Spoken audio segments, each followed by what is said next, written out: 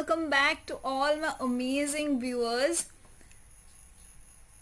I'm really very excited to share this information with you all. India में वो changes आए हैं जो लास्ट 34 इयर्स में नहीं आ सके. Extremely important, extremely valuable, or these changes were the need of the hour. I think this is the best news of 2020. At least in my opinion. आपको पता चल ही गया होगा कि आज का टॉपिक क्या है टाइटल से. और जिनको नहीं पता, आज का हमारा टॉपिक है नेशनल एजुकेशन पॉलिसी 2020. इस पॉलिसी ने जैसे नई जान दे दी हो इंडियन एजुकेशन सिस्टम को, जो कि बहुत ही एसेंशियल था. क्योंकि आप समझ ही सकते हैं लास्ट 34 इयर्स में कोई भी मेजर चेंजेस नहीं हुए हैं. सो अभी इन चेंजेस का होना बहुत ही एसेंशियल हो गया था, बहुत ही ज़रूरी हो गया था. सो इस वीडियो पे हम इसका डिटेल एनालिसिस करेंगे एंड साथ ही में मैं अपना ओपिनियन ज़रूर देना चाहूँगी. अगर आप इंटरेस्टेड हैं तो आप कंटिन्यू कर सकते हैं. So let's dive into the topic. सो शुरू करते हैं. आज का हमारा टॉपिक वो है नेशनल एजुकेशन पॉलिसी 2020. ये रिलीज हुआ था 29th of July 2020 and there were major reforms in the school and higher education system in the country. जो रिफॉर्म्स लाया गया है वो बेसिकली स्कूल एजुकेशन सिस्टम और हायर एजुकेशन सिस्टम के ऊपर है. इसका मेजर एम्स क्या है? Major number 1, 100% of gross enrollment ratio in school education by 2030. By 2030 ये एम करता है कि आपका 100% ऑफ एनरोलमेंट रेशियो हो. अब ज़्यादातर ही ग्रॉस एनरोलमेंट रेशियो का मतलब क्या होता है? ज़्यादातर ही स्टूडेंट जो है, बच्चे जो हैं, वो इधर स्कूल आते नहीं हैं, इधर उसका फैमिली का कुछ प्रॉब्लम हो सकता है, फाइनेंशियल प्रॉब्लम हो सकता है, या फिर कुछ भी अदर रीजंस की वजह से वो स्कूल आते ही नहीं हैं. अब ये पॉलिसी के अंदर कोशिश किया जाएगा कि by 2030 every child will be having an access to the school. So ये कोशिश करेगा, aims to bring 2 crore children back into main stream. The same problem exist in higher education too. ज़्यादातर ये बच्चे स्कूलिंग तक तो पढ़ लेते हैं, उसके बाद में ग्रेजुएशन हो या फिर हायर स्टडीज़ जब करने जाते हैं तब ज़्यादातर ही बच्चे इधर वो पढ़ाई करते नहीं हैं, हायर स्टडीज़ में जाते ही नहीं हैं, और जितने जाते भी हैं वो फर्स्ट ईयर या सेकेंड ईयर करने के बाद बीच में से ही उसको ऑप्ट कर देते हैं. उनका खुद का प्रॉब्लम्स हो सकता है, फाइनेंशियल प्रॉब्लम हो सकता है, या फिर उनको कोई जॉब करना है, कुछ करना है, तो वो अपना पढ़ाई को इनकम्प्लीट ही छोड़ देते हैं. सो इस पॉलिसी के अंदर कोशिश किया जाएगा कि 50% जो है स्टूडेंट्स को एनरोलमेंट मिले by 2035. That is going to create around 3.5 crore of new seats. And this policy also aims and at attaining foundational learning and number और numeracy skills through national mission by 2025. कोशिश किया जाएगा बाय 2025 कि every student has the foundational learning, मतलब basic सा knowledge उसके पास हो और नंबर्स के बारे में उसका नॉलेज हो. 2025 तक ये कोशिश किया जाएगा. अब आते हैं history of educational reforms in India.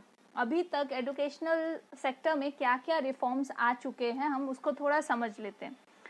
सबसे पहले हमारा एजुकेशन कमीशन फॉर्म हुआ था 1948 में, जिसका नाम है यूनिवर्सिटी एजुकेशन कमीशन. फिर उसके बाद मेजर रिफॉर्म्स होने के बाद आया था आपका सेकेंडरी एजुकेशन कमीशन 1952 में. Then all this commissions were replaced by Kothari commission 1964 में जो आया था. उसके बाद मेजर चेंजेस हुआ था कोठारी कमीशन में 1968 में, एंड उसको रीनेम किया गया था नेशनल पॉलिसी ऑन एजुकेशन. इस पे ज़्यादा चेंजेस तो नहीं हुए थे, but few amendments were made. वो फिर से अमेंडमेंट्स, न्यू अमेंडमेंट ऐड करके 1986 से लागू किया गया था। उसके बाद छोटे मोटे हियर एंड देयर चेंजेस होते रहते थे, पर मेजर कोई चेंजेस नहीं हुआ है। सो 1986 से लेके अभी का ये रिफॉर्म आ रहा है 2020, जो कि नेशनल एजुकेशन पॉलिसी है। अब इसका थोड़ा फ्रेमिंग का प्रोसेस समझ लेते हैं, मतलब ये फ्रेम कैसे हुआ ये पॉलिसी। अब ये सारा सब थिंकिंग प्रोसेस चल रहा है 2015 से। सो इट्स नॉट लाइक आज की बात नहीं है, 2019 में शुरू की और 2020 में ये पॉलिसी बन गई, ऐसा नहीं है। गवर्नमेंट हमारी बहुत दिनों से काम कर रही है इसके पीछे कि ये एजुकेशन सिस्टम को चेंज किया जाए। सो ये वर्क 2015 से चालू हुआ था। और यहाँ पे सबसे अच्छी बात यह है कि हर लेवल पे कंसल्टेशन किया गया था, मतलब हर लेवल पे, ग्राम पंचायत लेवल पे, ब्लॉक लेवल पे, डिस्ट्रिक्ट लेवल पे, एमपी लेवल पे, हर लेवल पे कंसल्टेशन किया गया था, बातचीत की गई थी। फिर उसके बाद एक ड्राफ्ट तैयार किया गया था जो कि 22 डिफरेंट लैंग्वेजेस में अवेलेबल था। Even the educational dialogues were held between various important MPs. Educational dialogue भी इम्प्लीमेंट और मीटिंग में डिस्कस किया गया था। Then there was a meeting, a very special meeting of CABE, that is Central Advisory Board of Education. And finally, the last final meeting was held with HRD before releasing in the cabinet. Before passing in the cabinet, final meeting हुआ था Human Resource Development पे। और इतना ही नहीं, ये local common people तक को भी एड्रेस किया गया था कि उनको किस चीज़, किस टाइप के रिफॉर्म्स चाहिए अपने एजुकेशनल सिस्टम में। So it was a pre planned, well framed educational policy. आते हैं इसमें क्या मेजर चेंजेस हुए। और 10+2 का जो हमारा प्रीवियस सिस्टम था उसको हटा के 5+3+3+4 करिकुलम को इंट्रोड्यूस किया गया है। मतलब अब वो 10+2 वाला सिस्टम नहीं रहेगा। So no rigid separation between arts and science, मतलब आर्ट्स और साइंस में कोई सेपरेशन नहीं होगा अब से। अगर आप आर्ट्स साइंस लेते हुए आर्ट्स का सब्जेक्ट पढ़ना चाहते हैं तो आप पढ़ सकते हैं। देयर इज नो रेस्ट्रिक्शन और rigid separation between curricular and extra curricular activities, मतलब दोनों को इक्वल वैल्यू मिलेगा। आप करिकुलर के साथ में एक्स्ट्रा करिकुलर एक्टिविटीज को भी ले सकते हैं, लाइक डांसिंग, सिंगिंग, या फिर कुकिंग हो, या फिर फैशन डिजाइनिंग हो। इस तरीके का कोई भी आप करिकुलर के साथ एक्स्ट्रा करिकुलर एक्टिविटीज लिया जा सकता है। वोकेशनल के साथ एकेडमिक स्ट्रीम्स को भी लिया जा सकता है। वोकेशनल का क्या मतलब होता है, जो लाइफ डेवलपिंग स्किल्स होती है, जैसे कोई भी सेक्टर पे आपको इंटरेस्ट है, जैसे इंटीरियर डिजाइनिंग, तो आप इंटीरियर डिजाइनिंग को अपने एकेडमिक सेशन में भी ले सकते हैं, एकेडमिक स्ट्रीम के हिसाब से ले सकते हैं। और यहाँ अब इतना ही नहीं, ये टीचर्स के ऊपर भी कुछ रिफॉर्म्स है जो कि लागू होंगे। टीचर असेसमेंट रिफॉर्म्स, मतलब असेसमेंट जैसे हम लोग करते हैं, इवैल्यूएशन होता है बच्चों का, तो वो कैसे होगा, ये टीचर्स को भी रिफॉर्म करना पड़ेगा 2023 तक। Application based assessment, now this is very important. ज़्यादातर अभी तक जो सिचुएशन चल रहा है वो आपका सब्जेक्ट मटेरियल बेस्ड या फिर प्रैक्टिकल बेस्ड असेसमेंट होता आ रहा है, इवैल्यूएशन होता आ रहा है। मतलब बच्चा एग्ज़ाम पे जो लिखता है और जो प्रैक्टिकल एग्ज़ाम होता है उसी पे जैसा परफॉर्म करता है, उसी के बेसिस पे उसको एसेस किया जाता है, उसी के बेसिस पे उनको मार्क्स दिया जाता है, अलॉट किया जाता है। पर अब ये नहीं होगा, अब ये एप्लीकेशन बेस्ड होगा। मतलब उस बच्चे ने कितना सीखा है, अभी वो क्या जितना नॉलेज है उसको अप्लाई कर पा रहा है या नहीं, उसके बेस पे असेसमेंट होगा। Now, development of at least one skill through innovative ideas or vocational training starting from class 6, मतलब एटलीस्ट उस बच्चे में एक स्किल होना ज़रूरी है। जब वो स्कूल छोड़ के जाएगा एट द एंड क्लास 12 में, तब उसके पास एक कोई ना कोई भी स्किल होना बहुत ज़रूरी है। अब वो कैसे हो सकता है, वो कोई इनोवेटिव आइडिया की वजह से हो सकता है, कुछ क्रिएटिव आइडियाज़ आ सकते हैं, या फिर वोकेशनल ट्रेनिंग के थ्रू हम उसको ट्रेन करें। ये राइट क्लास 6 से शुरू होगा। Medium of instruction till class 8 to be on the choice of student, मतलब क्लास 8 तक वो बच्चा किस मीडियम में पढ़ना चाहेगा वो बच्चा का चॉइस होगा. It may be home language, it may be mother tongue, it may be regional language, according to the choice of the student. Reduction in curriculum to core subjects, ये तो अभी कोविड-19 के सिनेरियो पे भी आपने देखा होगा कि सिलेबस में रिडक्शन हो गई है. 360 डिग्री होलिस्टिक रिपोर्ट कार्ड, मतलब अभी आपका जो रिपोर्ट कार्ड बनेगा, जो बच्चा का रिपोर्ट कार्ड बनेगा, वो एग्ज़ाम के बेसिस पे या प्रैक्टिकल के बेसिस पे नहीं होगा, बल्कि थ्रू आउट द ईयर पे उसने कैसे परफॉर्म किया है, उसका लर्निंग कर्व कैसा है, उसका नॉलेज एप्लीकेशन कर्व कैसा है, उस तरीके से उसको 360 डिग्री रिपोर्ट किया जाएगा. And this assessment will be made by artificial intelligence. Now board exam to be conducted twice a year. Now ऐसा भी हो सकता है आपका मार्क्स थोड़ा कम ज़्यादा आया है, you want to change those marks, so that can be done. अब उसके लिए एक साल वेट नहीं करना पड़ेगा, rather you can apply for board exams. It will take place twice a year. Standard of learning to be same irrespective of public or private school. अब ज़्यादातर ही हम लोग ये कॉमन पीपल में ये धारणा होता है कि पब्लिक स्कूल और प्राइवेट स्कूल में प्राइवेट स्कूल ज़्यादा अच्छा पढ़ाते हैं, पब्लिक स्कूल उतना अच्छा नहीं डिलीवर कर पाते हैं, सो मेनी अदर रेस्ट्रिक्शंस और इंफ्रास्ट्रक्चर ये वो, ऐसा थिंकिंग रहता है. पर अभी इस पॉलिसी के अंडर सब कुछ सेम कर दिया है, मतलब स्टैंडर्ड ऑफ लर्निंग जो होगा सेम होगा, चाहे वो बच्चा पब्लिक स्कूल में पढ़े या फिर प्राइवेट स्कूल में पढ़े. Coding to be taught from class 6 onwards, this is amazing. Like coding बच्चा को क्लास 6 से पढ़ाया जाएगा. It's very important. आज का जो जनरेशन है वो टेक्नोलॉजी डिपेंडेंट हो गई है और बच्चों में लर्निंग कैपेसिटी लर्निंग कैपेसिटी अच्छी होती है when they are very young. So coding को बचपन से ही शुरू कर दिया जाएगा क्लास 6 से. और तो और they will be very efficient by the time they reach their higher education. तो ये चीज़ बहुत ही अच्छी है. Use of technology is mandatory. अभी जो टेक्नोलॉजी कोविड-19 के सिनेरियो पे सबको समझ में आ ही गया है, सब ज़्यादातर ही लोग स्विच कर चुके हैं टेक्नोलॉजी के तरफ. So it is also made mandatory. ये एजुकेशन पॉलिसी ये चीज़ भी ध्यान में रखेगी कि पुअर लोगों को या फिर गरीब लोगों को भी इक्वल एक्सेस मिले. सो इसके अंदर क्या क्या आता है? Educational planning. जो एजुकेशनल प्लानिंग होगा वो टेक्नोलॉजी के थ्रू होना चाहिए. Teaching, learning and assessment. Teaching भी, लर्निंग भी और इवैल्यूएशन भी टेक्नोलॉजी के थ्रू होना चाहिए. Administration and management and regulation, that is self disclosure and minimum human interface.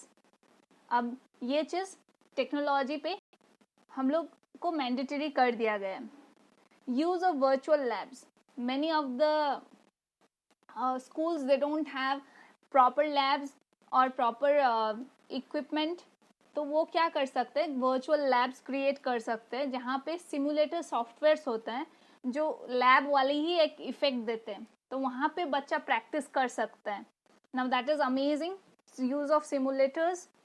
Digitally equipping of schools, मतलब स्कूल्स में डिजिटल इंटरफेसेस का होना बहुत ज़रूरी कर दिया है, टीचर्स के पास भी और स्टूडेंट्स के पास भी. Now let's come to the higher education. इतने देर तो हमने बात किया लोअर एजुकेशन के बारे में, स्कूल एजुकेशन के बारे में. अब हम बात करेंगे हायर एजुकेशन में. आफ्टर स्कूल्स क्या होगा? फ्लेक्सिबिलिटी ऑफ सब्जेक्ट, मतलब कोई भी डिसिप्लिन का सब्जेक्ट वो ले सकता है. यहाँ तक कि अगर आप से सपोजिंग फिजिक्स ऑनर्स करना चाहते हैं और साथ में आपको इंटरेस्ट है आर्ट्स पे, से आपको फैशन डिज़ाइनिंग पे इंटरेस्ट है, तो आप वो भी परस्यू कर सकते हैं. मल्टीपल एंट्री एंड एग्जिट, ये चीज़ बहुत ही इम्पॉर्टेंट है.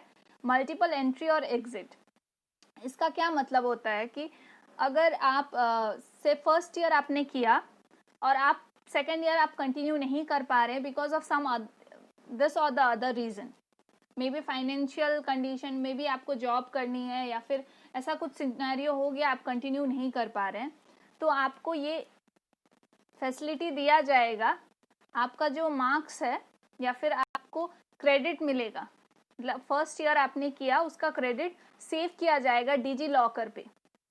और आप जब नेक्स्ट टाइम आओगे, से supposing a period of time दिया जाएगा, इतने बीच में आपको आना पड़ेगा वापस। अब जब नेक्स्ट टाइम आओगे आपको फर्स्ट ईयर रिपीट नहीं करना पड़ेगा, आप डायरेक्टली सेकेंड ईयर से शुरू कर सकते हैं on the basis of the credit you have.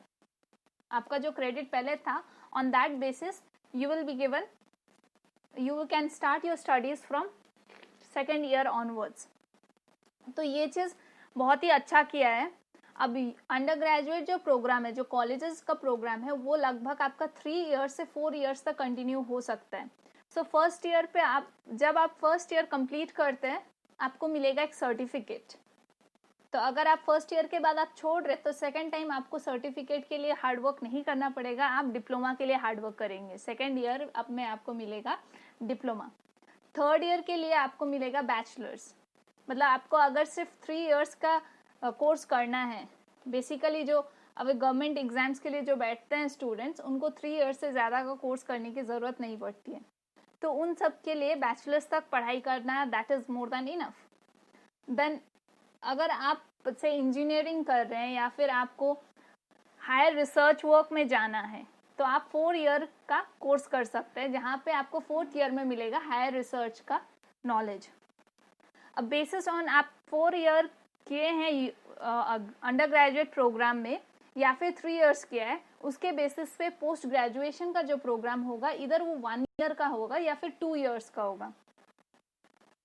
So this is a very good news for students who want to continue their further studies. PG program कौन करता है? ज़्यादातर ही जो स्टूडेंट को इन फ्यूचर रिसर्च करने पे इंटरेस्ट हो या फिर वो कुछ इनोवेटिव आइडियाज पे काम कर रहा है, तो वो लोग ज़्यादा इस फील्ड पे कर सकते हैं, वो कंटिन्यू कर सकते हैं। अब पोस्ट ग्रेजुएशन के बाद ज़्यादातर ने आपने सुना होगा एमफिल के बारे में।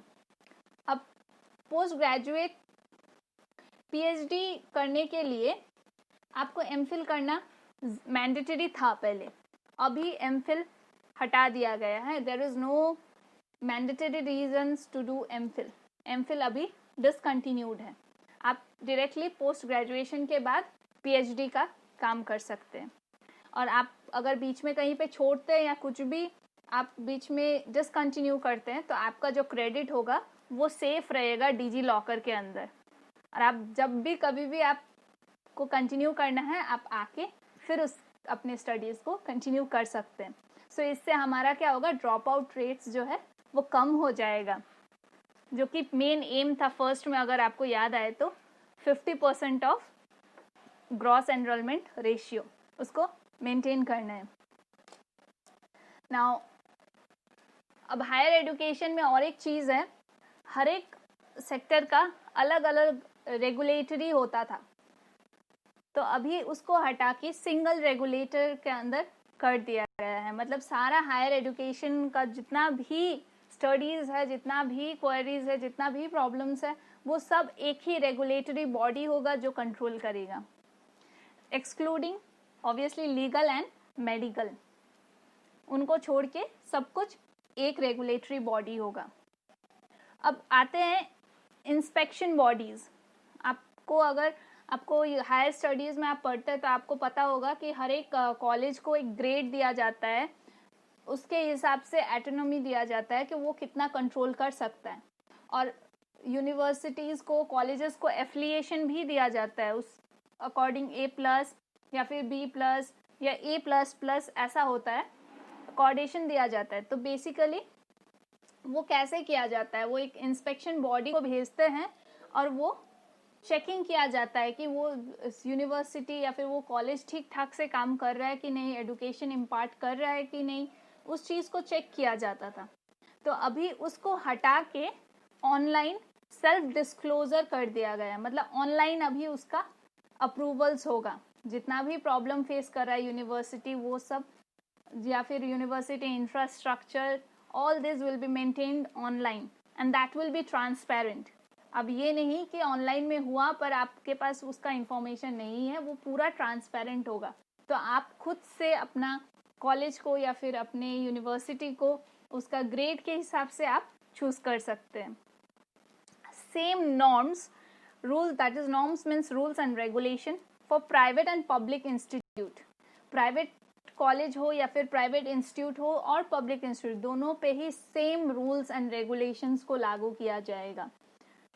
Now another most important thing, अभी तक गवर्नमेंट 4.43% ऑफ जीडीपी हमें एजुकेशन सेक्टर पे वो यूज कर रहा था, both including both central and state contribution. अब वो 6% ऑफ जीडीपी देगा in terms of education system. ज्यादातर ही जो रिसर्च वर्क होता है in India specially, those are not funded. मतलब वो खुद से, एक बच्चा खुद से अलग से रिसर्च करना पड़ता है उसको, वो ज्यादातर फंडेड नहीं होता है गवर्नमेंट के थ्रू। सो उसके लिए यहाँ पे और एक पॉलिसी बनाया गया है जिसका नाम है नेशनल रिसर्च फाउंडेशन, जिसके अंदर जो भी प्रोजेक्ट है, जो भी वेरी इनोवेटिव प्रोजेक्ट या फिर बिग प्रोजेक्ट्स है, उनको गवर्नमेंट खुद फंड करेगा। उसके अंडर में जो भी काम कर रहे हैं, जो भी बच्चे काम कर रहे हैं, उनको फंडिंग गवर्नमेंट देगा। Internationalisation of education with resource sharing, now this is very very essential. अब हमारा जो कंट्री है इस पे रिसर्च वर्क बहुत ही कम होता है। इनोवेटिव आइडियाज के लिए, न्यू टेक्नोलॉजी को डेवलपमेंट करने के लिए, न्यू थिंग्स को डेवलप करने के लिए रिसर्च वर्क बहुत एसेंशियल है। पर हमारे कंट्रीज में रिसर्च को पता नहीं ज़्यादा वैल्यू नहीं दिया जाता है। Only few people they go in the research field. So अब ये इंटरनेशनलाइजेशन कर दिया जाएगा उस रिसर्च वर्क को, और आप शेयर भी कर सकते हैं with different countries, gaining their information and even sharing your own perspective too. Vocational या फिर टीचिंग और टीचर और प्रोफेशनल एजुकेशन भी मिलेगा आपको हायर एजुकेशन में। एंड यहाँ पे लैंग्वेज का बहुत ज़्यादा ध्यान दिया गया है। कोई भी स्टूडेंट अपना खुद का लैंग्वेज से कंटिन्यू कर सकता है फ्यूचर स्टडीज़ भी। उसके लिए ई कंटेंट अवेलेबल किया जाएगा 8 डिफरेंट लैंग्वेजेस में। Special education for disabled students, every disabled students they also deserve education.